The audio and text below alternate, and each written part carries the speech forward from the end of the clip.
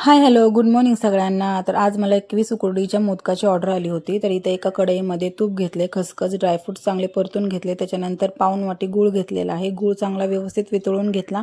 त्याच्यामध्ये नंतर 2 वाटी खवलेला नारळ घातलेला आहे. नारळ चांगलं शिजवून घेतलं आणि आपलं सारण असं रेडी झालेलं आहे. त्याच्यानंतर एका टोपामध्ये 1 वाटी पाणी, 1 वाटी दूध, थोडंसं मीठ, थोडंसं तूप टाकलं आणि एक उकळी काढून घेतली. उकळी आल्याच्या नंतर त्याच्यामध्ये 2 वाटी तांदळाचं पीठ घातलेलं आहे. तांदळाचं पीठ एकदम व्यवस्थित ढवळून घ्यायचं आहे आणि ढवळून झाल्याच्या नंतर त्याच्यावर झाकण ठेवून 10 मिनिटं ते तसंच ठेवायचं आहे.